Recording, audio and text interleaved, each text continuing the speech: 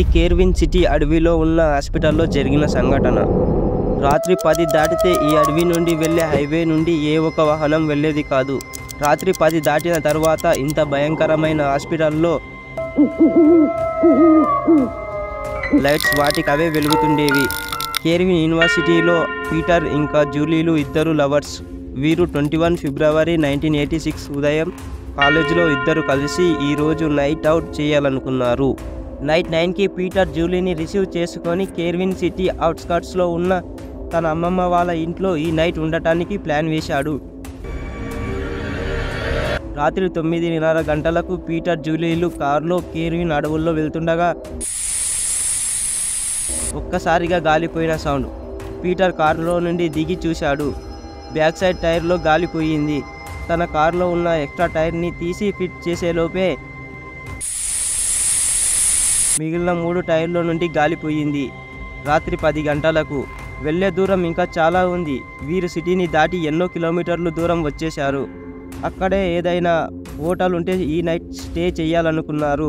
Peter చుట్టుపక్కల మొత్తం వెతికాడు. ఏమీ కనిపించలేదు. ఎవ్వరు కూడా అటు సైడ్ నుండి వెళ్ళడం లేదు. జూలీకి దూరంగా ఒక లైట్ కనిపించింది. పీటర్ జూలీలు మెల్లగా ఆ లైట్కి దగ్గరగా నడుచుకుంటూ వెళ్ళగా ఒక హాస్పిటల్ కనిపించింది.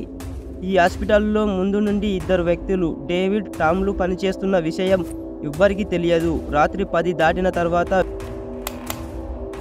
వీరే హాస్పిటల్లో లైట్స్ వేసేవారు. రూమ్ నంబర్ 9 నుండి అరుపులు రావడం స్టార్ట్ అయ్యింది. డేవిడ్కి, టామ్కి ఈ అరుపులు కామనే, కానీ ఆ రోజు అవి పెద్దగా భయంకరంగా వస్తున్నాయి.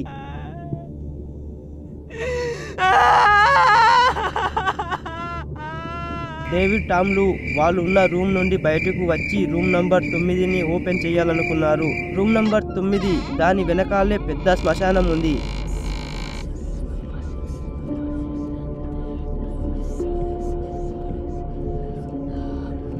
పీటర్ ఇంకా జూలీలు హాస్పిటల్లోకి అడుగు పెట్టారు. వెంటనే కరెంట్ పోయింది. డేవిడ్ ఇంకా టామ్ రూమ్ నంబర్ 9ని ఓపెన్ చేశారు. పీటర్, జూలీలు అడుగుల సౌండ్స్ వీరికి వినిపిస్తున్నాయి. రూమ్ నంబర్ 9 తెరిచిన వెంటనే బయట నుండి గాలి గట్టిగా లోపలికి వస్తుంది. కిటికీలు సౌండ్ చేస్తున్నాయి. పీటర్, జూలీలు మొబైల్లో టార్చ్ వేసుకొని మెల్లిగా లోపలికి వెళ్ళారు.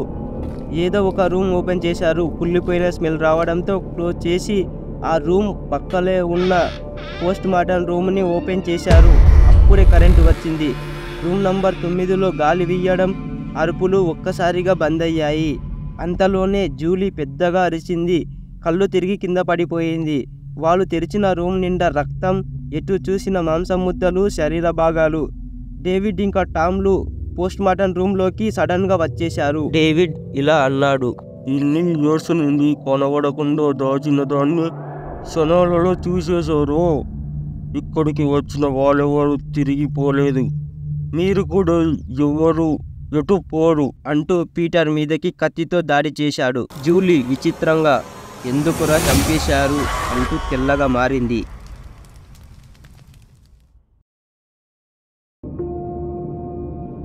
మేరీ ఒక ప్రాస్టిట్యూట్ కూతురు.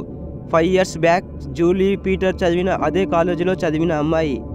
అసలు తనకేమయ్యింది? ఎందుకు జూలీని ఆవహించింది? హూ ఈజ్ మేరీ అనేది నెక్స్ట్ వీడియోలో తెలుసుకుందాం. Thanks for watching.